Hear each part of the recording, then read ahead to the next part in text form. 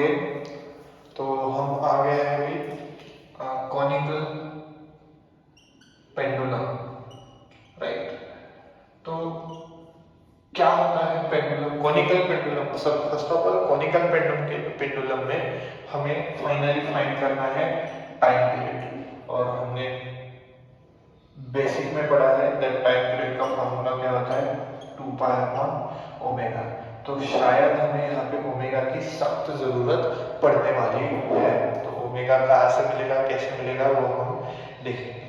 तो सबसे पहले कॉनिकल पेंडुलम होता क्या है? सो pendulum in which one end of the string is suspended and other end is attached with the bob. This is called bob, right? And that bob represent the horizontal circle and the length of a string represent the cone, right? That is called simple pendulum. So consider a string which is attached to a point, let it be A, where it is suspended, and the bob is attached to a point, let it be B, and bob describes the horizontal circle and length describes the, this is called length, right? This is length L.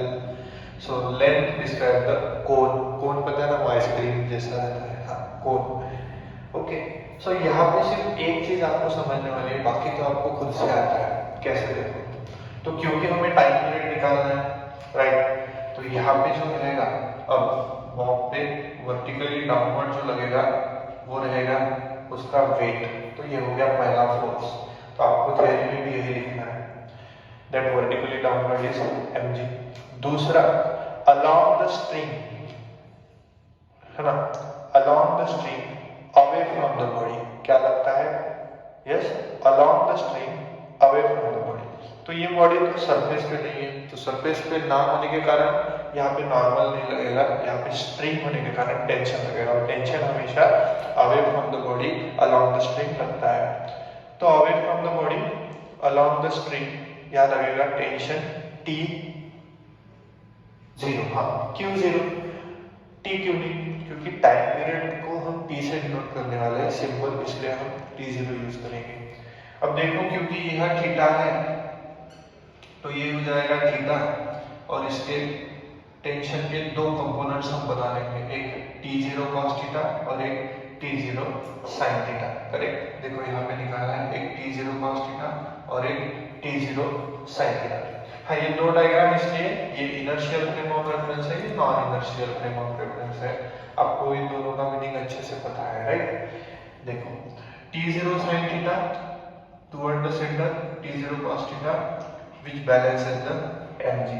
तो हम यहाँ पे लिख सकते हैं that T0 cos theta is balances the mg।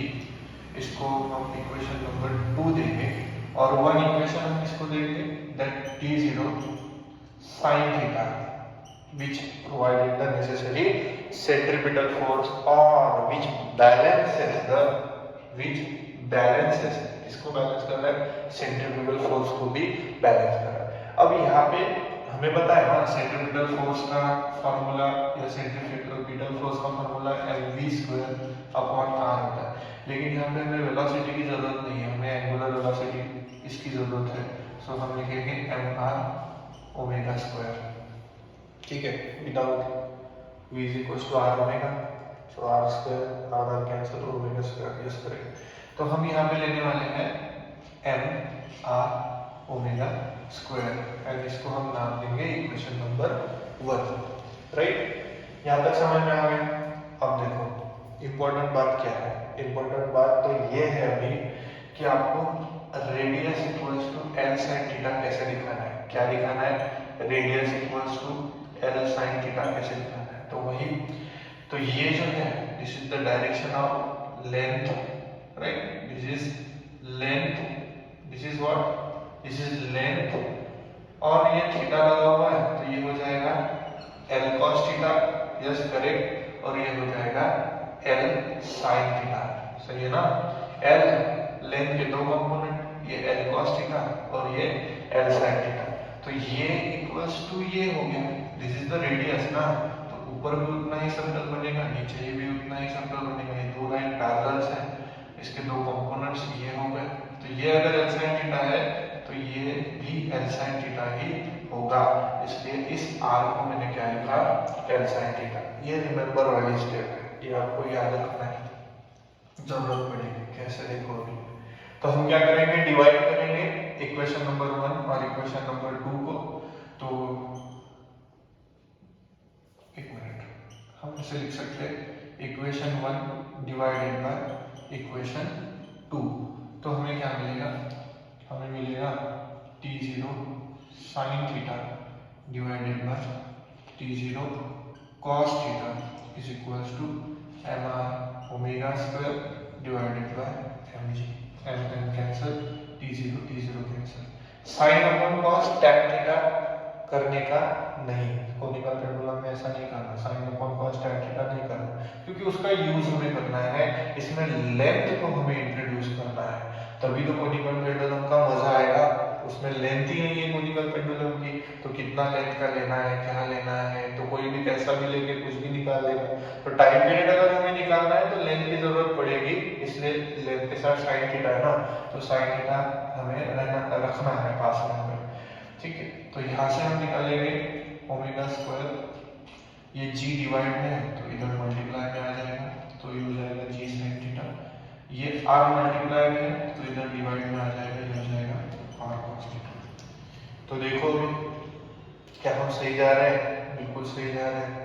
Omega का value हमें मिल गया, तो ये हो जाएगा स्क्वायर रूट, अगर हम कर देते हैं दोनों साइड में, तो square root on both side, तो हमें मिलेगा g sin theta divided by r cos theta square root करने के बाद, राइट। तो फाइनली हमें ओमेगा की वैल्यू मिली, क्या मिली, omega is equals to under root g sin theta upon r cos theta, ठीक है। तो आप क्या कर सकते हो, अभी r के जगह l sin थीटा को कर सकते हो, तो आपको मिल जाएगा r is equals to g sin theta upon r की जगह हम पुट करेंगे l sin theta into cos theta, sin theta cancel, तो हमें मिल जाएगा ओमेगा का वैल्यू। ओमेगा का वैल्यू हम यहाँ पे पुट करेंगे, क्योंकि हमें पता है time period is equals to 2 pi upon omega होता है, हमें टाइम पीरियड को निकालना है। और ओमेगा का वैल्यू हमें क्या मिला, ओमेगा का वैल्यू मिला हमें under root g sin theta तो कैंसिल हो गया, divided by l cos theta, correct, yes.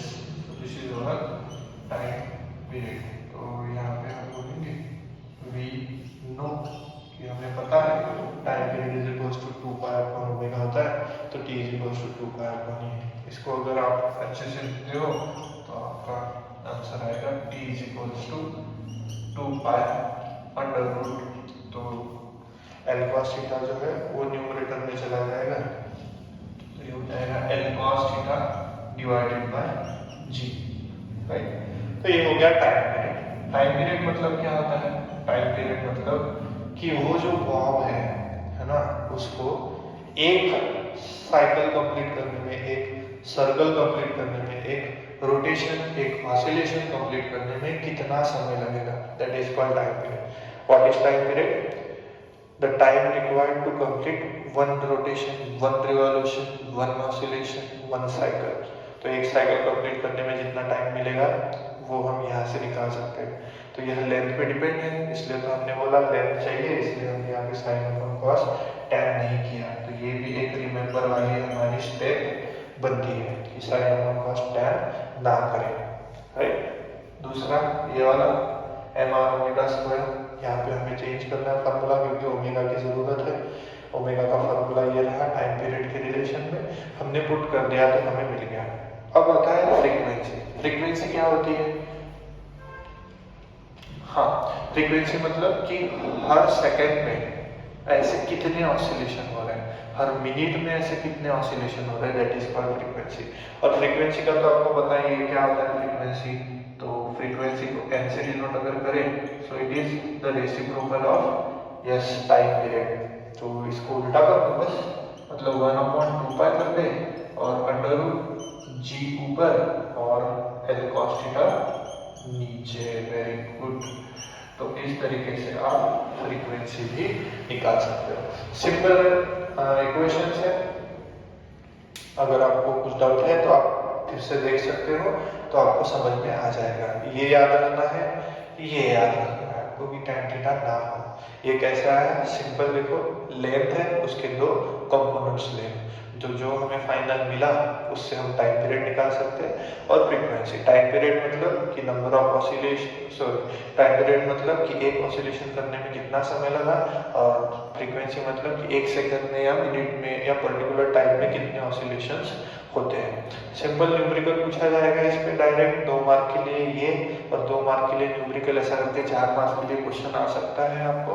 तो इसमें आपको क्या डायरेक्ट फार्मूले में वैल्यूज पुट करके फ्रीक्वेंसी न्यूमेरिकल में निकाल लोगे, और इसमें भी डायरेक्ट वैल्यू पुट करके लॉग टेबल का यूज आपको करना पड़ेगा अगर समझो अंडर रूट कुछ अजीब तरीके से आता है तो। ठीक है, अंडर रूट में अजीब तरीके से मतलब वैल्यू अगर डिफरेंट आती है जो हम नहीं निकाल पाएंगे खुद से, तो लॉग टेबल का यूज करना पड़ेगा। एंगल अगर डिफरेंट देते हैं तो भी लॉग टेबल का यूज करना पड़ेगा। जी का वैल्यू सबको बताया 9.8 मीटर पर सेकंड स्क्वायर होता है। वहां पे अगर दिया है 10 मीटर पर सेकंड स्क्वायर तो आप यहाँ पे 10 पुट कर सकते हो। लेंथ जो है वो सेंटीमीटर में, मीटर में रह सकती है, और cos थीटा जो है वो एंगल रहेगा ये, कि उसको कितने ऑसिलेशन मतलब कितने एंगल से रोटेट किया जा रहा है। ठीक है, तो हर पर्टिकुलर लेंथ के लिए यहाँ पे आपको दिखाई दे रहा है कि टाइम पीरियड जो है वो directly proportional to under root length है ना। डायरेक्ट मतलब लेंथ चेंज होगी तो टाइम पीरियड भी चेंज होगा, है ना। तो लेंथ अगर सेम है तो टाइम पीरियड भी हमेशा सेम रहेगा। चलो फिर मिलते हैं नेक्स्ट वीडियो में। नेक्स्ट वीडियो हम वर्टिकल सर्कुलर मोशन का करेंगे। ये 6th लेक्चर है हमारा। सारे लेक्चर्स आप देख लो, पूरा रोटेशनल डायनामिक्स हम इसी तरीके से इजी टेक्निक से कवर करने वाले हैं। ठीक है, थैंक यू स्टूडेंट।